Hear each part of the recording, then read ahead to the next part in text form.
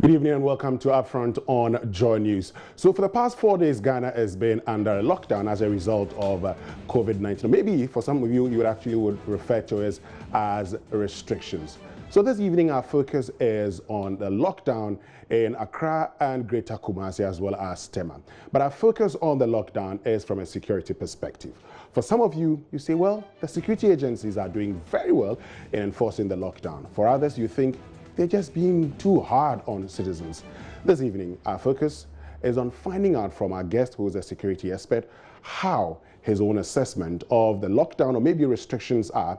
And then we also get to find out from him what he makes of the enforcement of the lockdown by the Ghana Police Service and the Ghana military. My name is Winston Amwa, and this is UpFront. After the break, I'll introduce my guest, and then we get into the deliberations. Stay with us.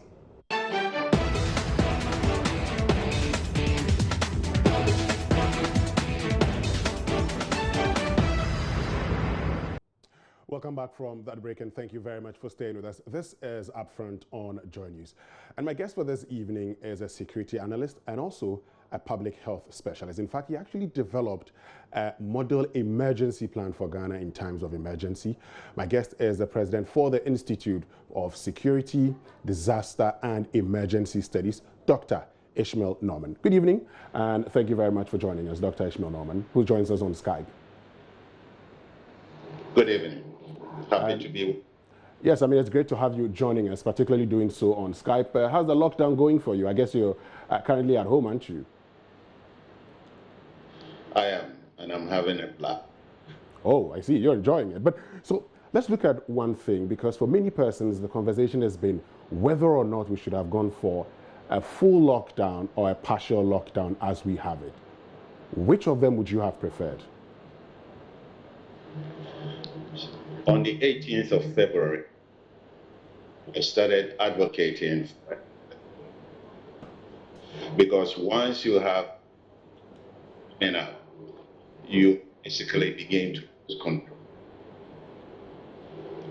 And the way where we, right now, I think we had for a lockdown full,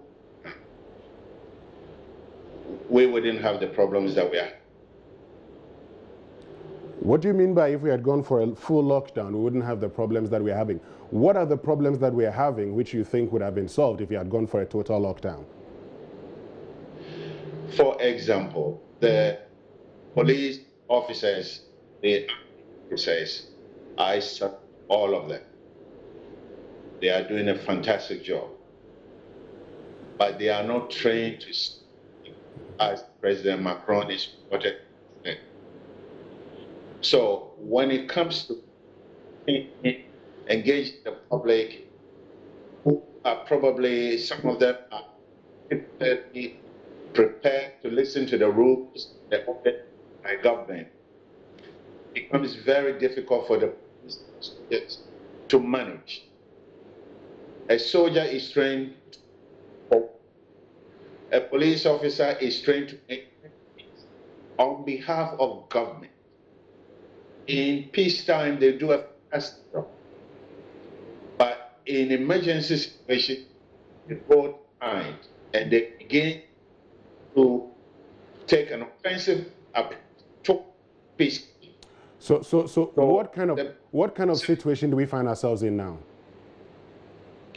The lockdown, the partial lockdown, is part of the blame for the confrontations that the police are having with the civilians of this country. The human beings are the way they are. It's not to change them. But if you know how your people are, policies that will minimize the police and the security. But talking about knowing how our people are, I mean, I just want a very good explanation of this. When you say knowing who our people are, how are Ghanaians? We are very superstitious people. We are very curious. When an accident happens, people rush the accident because they want to help. But they want to see the gory details of the accident. So when they give a partial order, they basically find a way to come to terms Because you say they can go and shop. So you say they can go to hospital. Of course, you say some businesses can open. Many of them will open. I think government screwed on this particular lockdown. It shouldn't have been, even if it was the and Kumasi, shouldn't have a partial lockdown. It should have been a total lockdown of and Kumasi. Nobody comes in, nobody comes in. But we're also looking at a situation where government, for instance, has been very clear that, there's some economic impact of a lockdown. And so if government, for instance, says you could go out there and get essential products, it's the same as the UK situation where Boris Johnson says you can go out and get essential products. What is wrong with the government saying you can go out and get essential products? There is absolutely nothing wrong with it. I think a lot of the middle class people are so very well prepared. What we are seeing are those at the level of the totem pole who basically don't have fridge to, they don't have pantries that they can stock in. They live in very limited space. So those kinds of people, government should have planned for them. Government should have activated all the powers national has, ensure food supply were provided as risk farmers. This, the way government is going about things is that they are basically being reactive. The Kayoyo's case is a very good example of a have any plan in place for COVID-19, in spite of the fact that we had time and this was. But let's look at the situation that you raised, for instance. So there are people who do not have, a fridge or maybe very large fridges with, huge volumes to store a lot of produce. Certainly, every government would make provisions for those persons, bearing in mind that they would have to go back to town. Isn't that a fair practice, Dr. Norman? I think in an emergency epidemic like this, the way that we handle this, people, notice that, hey, you're at war. When you're going to attack, you don't announce. People so get ready. We don't do it. So if it had been a lockdown and these states, then government, if it makes visions to go from house to house to see who is needy, we are being told that the of gender and children already has this, or the poor people. So the national insurance scheme also has a list of indigent population of this country. So if government really was prepared for this pandemic, they should have already prepared and already serve the people at risk. I think government simply didn't think that it is coming to Ghana because we are very superstitious. And the population of Ghana, many of us, in spite of the warning, and in free to keep warning the people, this is here. Let me take this moment to make an appeal to His Excellency President Nana Addo Dankwa Akufo. Mr. President, I am humbly appealing to you, behalf of the people of the same your measures are meant to help. Please go to a total lockdown. Today, the disease load is 100. Tomorrow, it will be more. We understand the economy will suffer. We understand we will suffer. But we have, because you have told us that you know how to bring back the economy. You will not be able to save one person that dies. You will not be able to resuscitate, bring back that person. So please, let's go to total lockdown so the disease doesn't spread all over the country, because you cannot stop it. WHO cannot stop it. Ghana Health Service stop it. CDC will not stop it. Otherwise, they would have done it in other countries. Okay, so You are for a full lockdown. You've talked about how the president has talked about, how they can't bring back lives. But one of the things you should also be considering, Dr. Ishmael Norman, from a security point of view, is sustenance. Yes, you've talked about it, but the president, the country cannot support people staying at home, not doing anything, and having to feed them. Can we do that? We are not saying the president should eat everything. We supported the banks, didn't we? This is the time for greatness on behalf of our president. It's the moment of greatness. Mr. President, Kappa, yeah, seize the day. If we can support banks, we can support businesses. Mr. President, you owe it to Ghana. You can feed us. We believe it. You can do it.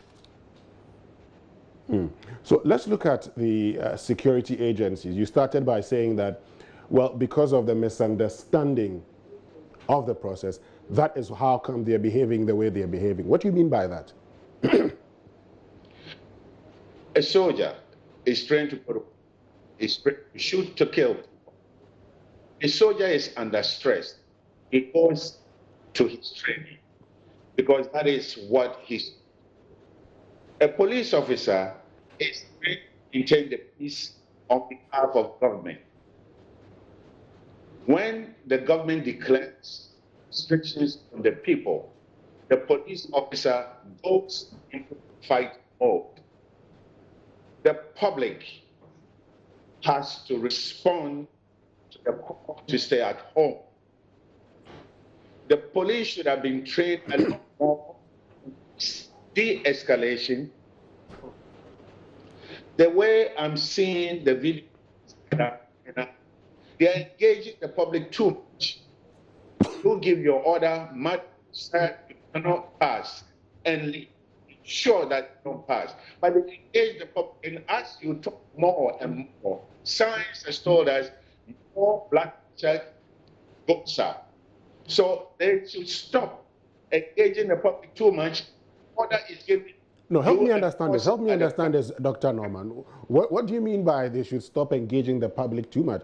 Is engagement not key so that people could actually understand the times that we are in? That is part of the problem of this partial lockdown. Because everybody has an excuse out, they are compelled to engage the public. My fear is that the longer this thing goes on, engaging the public and talking all the time for 8 hours, you should feel sorry for our police. One of them will pull a gun and shoot somebody. It's happening in other locations. We don't want to see that. I don't want to see that happen. The people are at risk. You shouldn't escalate their uncomfortable situation.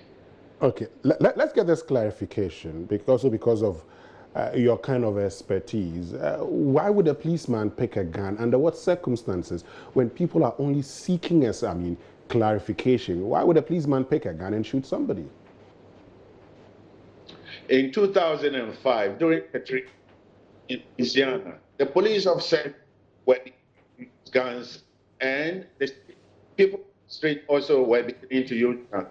Then General Honor was called in, and the men came, the soldiers, about 1,000 of them were the soldiers, and he told the soldiers, you had to protect the people. Your guns must point down. Nobody should shoot at anybody. We see policemen and soldiers on the beach enforcing the lockdown with guns. And one day, the gun will go off. And that will be blamed on the policy of the partial lockdown. The strategy is what? The implementation is what? So in effect, we should just lock down totally, and under that circumstance, you don't come out, so the police doesn't have to, explain to you over and over again. How about in a total lockdown? Essential service providers, they still will be going out, right? Essential services, they are quasi electricity, the health service personnel, and so forth. Those should be given special protection.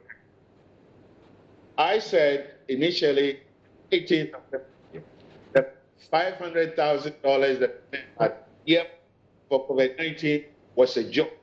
Now I think I have been vindicated that it was a joke because I know take care healthcare professionals, other people that are essential services. I was glad to see that government had actually made provisions from 700,000 to take care of people that are quarantined, to take care of people that are serving the government at this and the country at this moment. But essential services should be for population. If you are looking for Ghana Health Service, you one day will come and you will be called on to serve the pandemic. If you are a medical doctor, this is why you became a doctor. You run away from your job. You have to stay and work, even if it will kill you. If a soldier, you must stay and work as well as police officers. But the population doesn't have to be exposed to this. Great. So let's look at one particular issue because I mean, in the U.S., there's this fear that even that as the country focuses so much on COVID-19, there's a possibility of a lapse in its security and someone could take advantage of us. Should we have that same fear in Ghana? We should. Why? Because we are all human beings, get all the same as our others everywhere. So we cannot say that what happened in America will happen here. It will happen. And the police should be there, the police should be there, but we should care for them, provide for their families. It is very expensive proposition. National risk management is probably one of the most expensive things government can afford to set through. That's why most people pay attention to it, because they are afraid of the cost. Yes, but they can't stability. But let's look at it this way. So the U.S. is scared of maybe a terrorist attack or something. As Ghana, what should we be scared of? What are the possible attacks that at this point in time we could be open to as we turn all our attention to the fight against COVID-19? We should be worried about 800 prisoners. Many of them don't have any stable place. Some of them will commit crimes again. We have to be mindful of that. Not all of them, but may. Then we have the general population. There are people that are looking for opportunity to go back. And those people should also be against. When people are hungry, even good people, when they are hungry, things for survival. And so government should have thought about this ago. As we are able to save the bank, to save savings and loans, to pay back all their money, it is the duty, it is imperative for government to save everybody before they are taken over by COVID-19. I will not accept the excuse that we can afford it. We can afford many things. But you cannot tell me that the population is somehow to the economy. We'll come back and talk about other issues because we also would have to focus on Executive Instrument 63, where the president has talked about some directives to the telecommunication operators and all of that. I recognize that you have, a module act when it comes to dealing with disasters. So you take us through that as well. But we have to go for this short break. This is Upfront. I'm Winston. I'm stay with us. My guest this evening is Dr. Ishmael Norman, who is President and CEO of the Institute for Security, Disaster and Emergency Studies. We'll be right back after the break.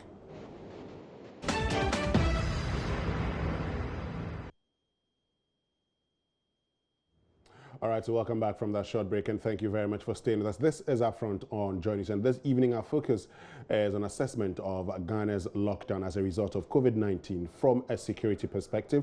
And our guest is the president of the Institute of Security, Disaster and Emergency Studies. That's Dr. Ishmael Norman. He's been telling us about how he believes that, we should have gone for a total lockdown. But let's get back to Dr. Ishmael Norman, because we'd have to find out, from him also, one of the things that he did, which has to do with the model for Ghana when it comes to managing disasters. But I'm sure you have seen, EI63, Dr. Norman. What's your challenge with that? First saw EI63, I was quite surprised, because EI63 came out of the body of legislations that were passed in the Western world to control terrorist activities, cells, infiltration, surveillance, espionage, and embedding security agencies in terrorism or terrorist cells. That legislation, EI63, is totally unacceptable to spy, because it gives government the power to spy on the average person in the middle of COVID-19, eavesdrop on their telephones. Telephone companies, I cannot believe that they've been quiet about this and haven't really gone to stop the government from implementing and mainstreaming EI63, because it is meant to spy on the people when there is internal insurrection, civil unrest, when there is a coup. We don't have any of these indicators, We have a pandemic, which is the responsibility of government to control. And now you want powers to spy on the people who they are talking to. What is government afraid of? I just don't get it. Help us understand when you say government wants to spy. I mean, where in the executive instrument do you get the impression that government wants to spy? Government within the executive instrument says that the telecommunication or network operator should provide calls that have been received from both the one who called and the one who received the call. How does that amount to spying? That's espionage. That's purely espionage. Why do you want to get this information? For what? Why do you think government would want to get that information? If they can answer the question for what, we will be okay with it. And not only the person you called and who called, but the content of what was said. Why? Why do you need it? So you think that is so you say that's a wrong move by the government? It is totally unacceptable move. In a democracy, you don't spy on the people at peace. We are at peace. The only problem we have is that there's a virus that is attacking us, but we are not the troublemakers.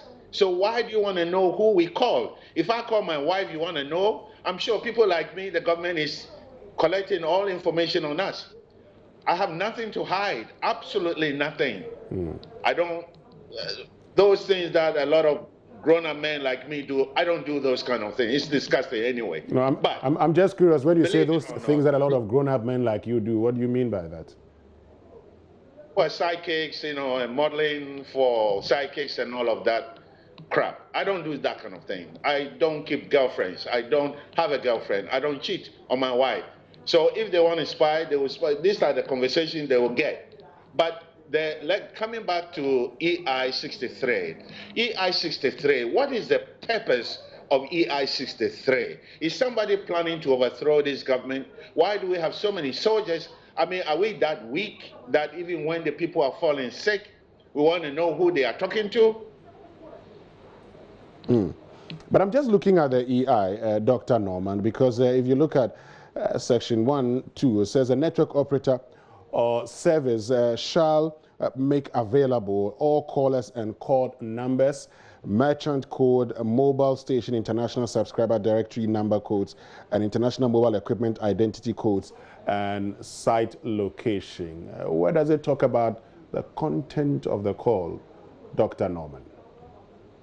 They want to know where you live, who is making the call, to whom you made the call, and at some point, if they will ask for all this information, what will stop them from doing that? Normally, in order to do this, you have to go to court. You have to subpoena the records. This time, EI63 gives them the unfettered right to request for this information without having to go to court and get a subpoena. You cannot search the people without a warrant. And this is a warrantless search. They can come in anytime, go to Vodafone. I need information on Dr. Norman, and I need it on Winston Amoa. I want to know what they were talking when they called each other at 2 o'clock in the afternoon. This is wrong. This is totally wrong. Not even, with all due respect to the American system, but not even President Trump would do that. So you would want this one withdrawn? Is that something you would want? I beg your pardon? Is that something you would want government to withdraw and probably come with another one, or you would expect Ghanaians to actually, protest and have it withdrawn? Ghanaians must be protected no matter what, and I think the president is dedicated to that. The approaches that they are using, some of them are just terrible because they don't understand disaster risk management. No risk manager will come out with this kind of legislation, so it must be withdrawn.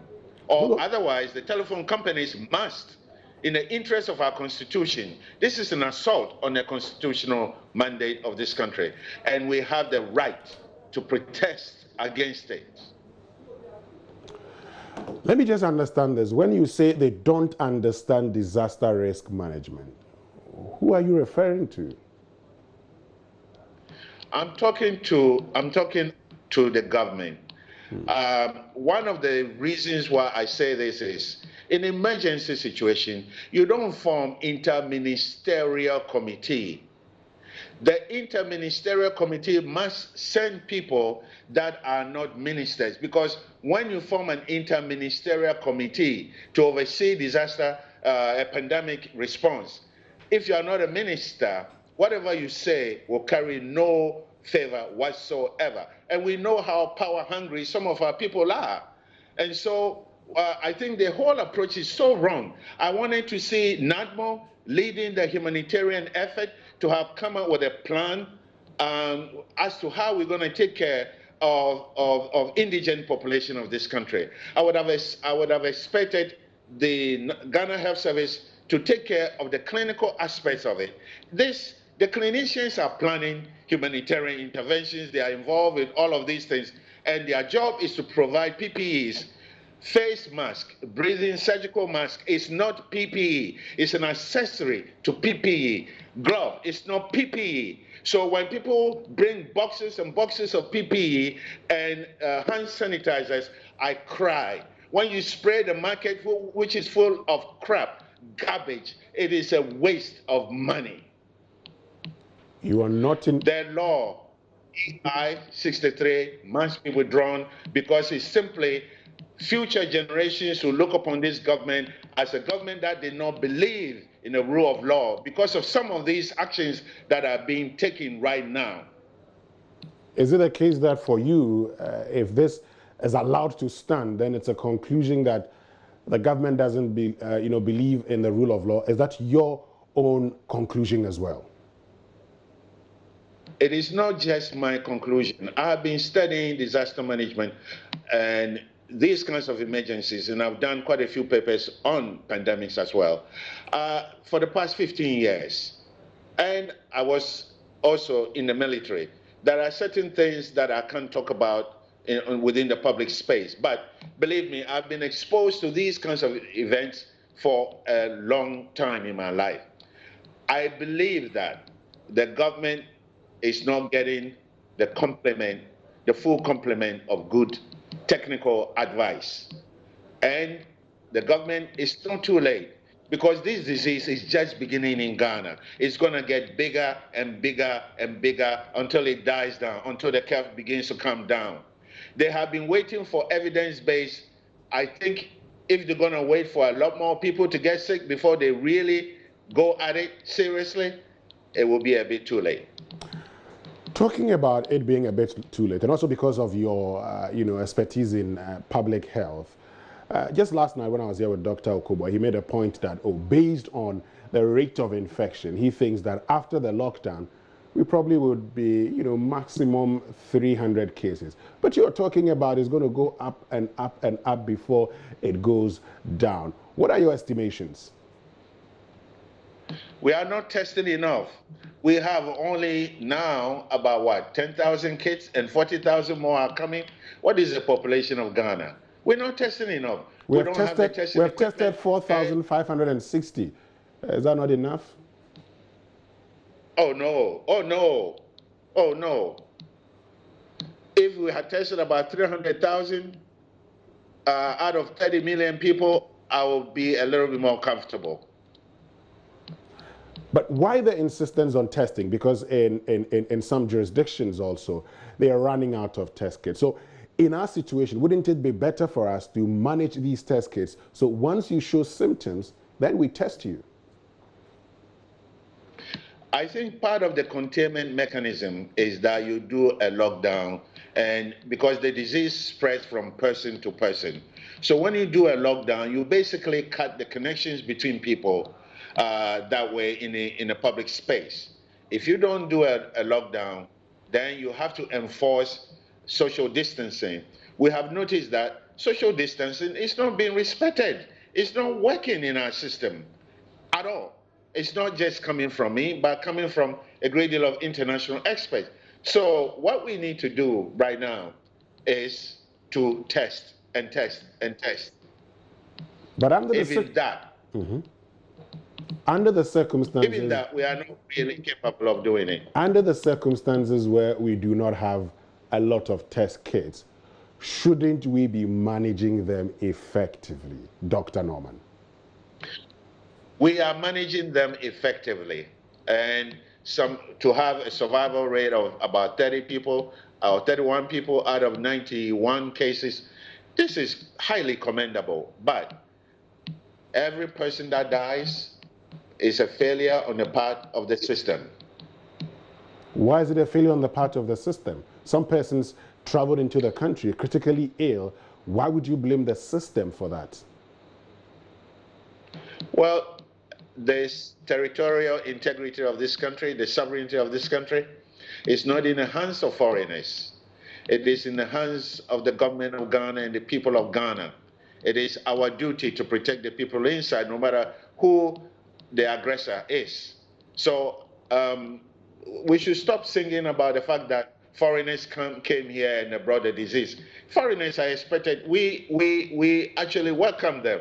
This is the year of return, for crying out aloud. Yes, but the point is that somebody comes into the country. So, for instance, there's somebody who came into the country, and in about a week's time, the person tested positive and died. Under the circumstance, that person, I mean, very old, about 80 years, tests positive, and we know also that in many jurisdictions, a lot of older people are losing their lives as a result of COVID-19. Under those circumstances, what will be the basis for blaming the system for not protecting that person? Those nations that are well prepared, even if you are 101, you also survive. And those nations whose systems are not properly geared towards pandemic are not able to even help people who are even much younger. So those arguments, there's always a counter argument, and I don't want us to get into an argument situation. What this whole conversation is about is that government has a big task ahead of it, and government has to take the most effective approach. Even if it's going to cost a lot of money, it will be better to go for a total lockdown, and then the limited amount of test kits that we have, use it on cases, the contact tracing that you are doing. Because if not, and more cases come, and it appears more cases, about 10 cases are coming up almost every day on the average, then we will run out of the test kits, and then what? Let's look at the contact tracing. So we're told there are about 140 teams in Accra. Just today, we know that a team has gone to the Manya Krobo area where one person tested positive within the eastern region, checking. In Accra, we're told there have been tests conducted on about 600 people or more who have been, contacted with, with results of 589. Right. I mean, about 700 people have been contacted, and samples from 589 has been taken. Is that enough? In Accra, of the population of about 4 million people? Yes. No, not enough at all. I don't know who I met, I cannot remember all the people I met in the last week. I can't. So the contact tracing is not foolproof. You know, you can do contact tracing to a certain limit, and the contact upon contact upon contact, are you going to trace all of them? It's not always possible to exhaust the whole contacts. Within, say, a group of 20 people that had, let's say, contact with the index case, how many people did those 20 people also contact? And then it goes on and on and on. You know, so I think that we have to be very careful, because it looks like we are operating under a false confidence kind of ideation, which is really, really wrong. What do you mean by we're We operating have under, to think. I mean, a false confidence ideation? What do you mean by we're operating under a false confidence? False confidence. For example, I know my tire. I'm a driver. I know my tires are all shattered. Right, my brake is gone, but I know that I'm a fantastic driver. So no matter what danger I meet on the way, I'll be able to control it. And then there's a little bit of rainfall, and then there's a bit of hydroplane, and off I go into the ditch. So when people feel that they have the control over everything that is coming at them, that is really not the proper way to go. That is normally an aspect of false confidence. Listening to you, it looks like you're suggesting that when it comes to our approach towards fighting COVID-19, we're joking in this country. I mean, is that a situation? Is that how you see our approach? Initially, we were joking, and I used this word before, but today I wouldn't say we are joking. We are making the effort. But the disease is so, you cannot tell where the disease really is. And because of that, that characteristic of the disease, the best approach that other countries have adopted, and I know the president said he doesn't want to follow suit what other people have done, but that's exactly what he's doing. You are testing, you are contact tracing, you are treating those that are sick, you are doing containment. And so what is it that you are doing different in this country that we are doing different that is not like what other countries are doing? The fear, using economics as a justification why the people should not be fully protected, is wrong. The people must always come first. And therefore, no matter the damage to the economy, and we all understand, Mr. President, we all understand. Yes, but talking about the people coming first, the people must also appreciate that their lives are very important. And I'm sure you might have seen that video by, Lieutenant Colonel Michael Mfum, who talks to people about the fact that, yes, they are under, partial lockdown, but their lives are very important. So what they should be doing is to go through the pain by staying at home. Shouldn't we also be going through that pain and saying, you at home, we're speaking to you, can't others do same, Dr. Norman? The design of the lockdown, the partial lockdown, is part of the problem. I will attribute 50% of the reason why people are still on the street. Yesterday, I was watching a video clip from one of the news media, I think your station. I was shocked to see how many people were actually driving. I was just totally flabbergasted. So if there was a total lockdown and government made provisions beforehand and to feed the poor, that the gender ministry says they know the number, and NHIS has the number because they provide cover for these kinds of individuals, we wouldn't have the mess that appears to be there. When tempers get frailed more with the police and the soldiers, a lot of bad things will happen. So let's look at a few points, just before we wrap up. So you've talked about the fact that we could have done a lot of things differently. So in that case, should we have probably closed our borders earlier than we did? Definitely. Definitely. Again, money was driving the decision. The economy should never But drive the decision. Even money when is other countries everything. were Money closing is their everything, borders, Dr. we were Norman. still operating. But Dr. Norman, you can't run away from the fact that money is everything, and every decision you take under the circumstance also involves the economic impact on the society. You cannot say you're going to be protecting people. You cannot say you're going to be giving people monies to survive when you do not have money, Dr. Norman. Winston, what we are seeing is a systemic neglect of disaster risk management. NADMO has been so politicized to the point where government basically doesn't take disaster management seriously. In this day and age, every government should make provisions for diseases like SARS, like MERS, like COVID-19. Every government, it should be part of your budget. If you wait till the disease is upon you, like COVID-19 is upon us now, then the confusion sets in.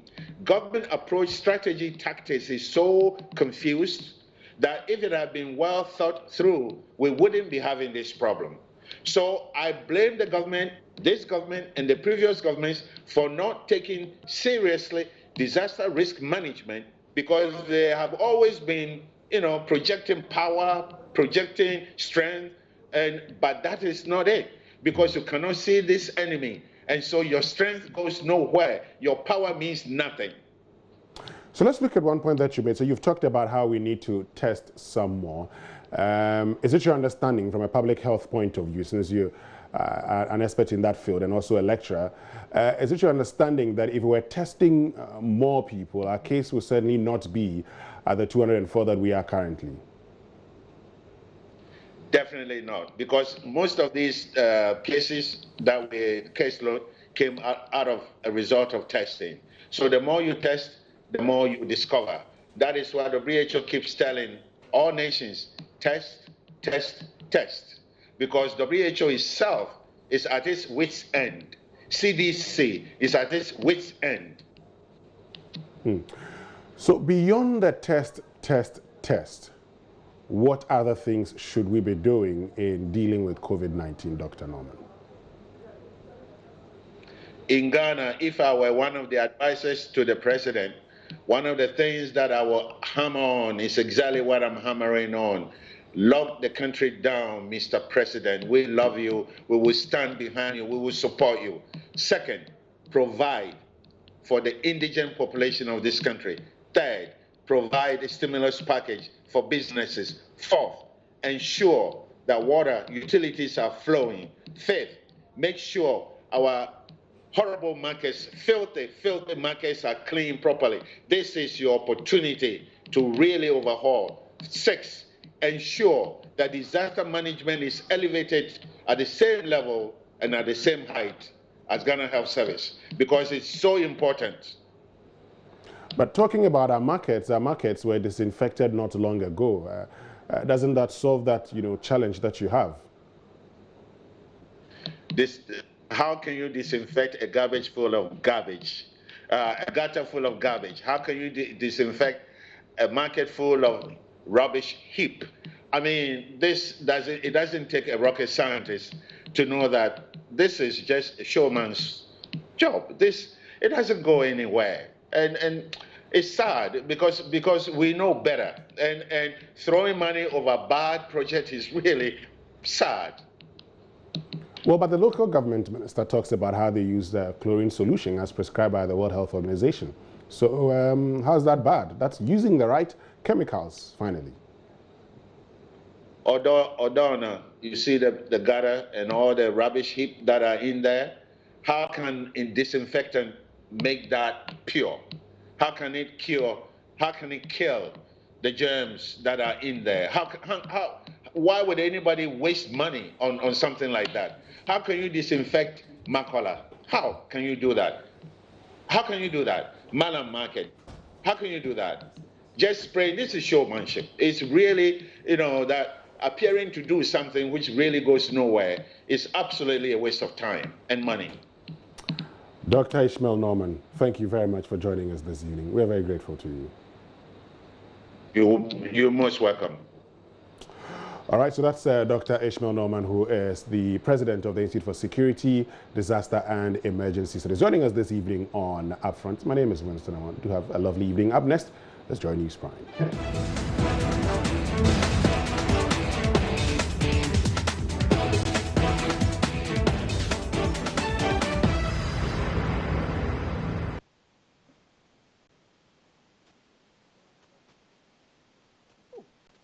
The first part there, they know good.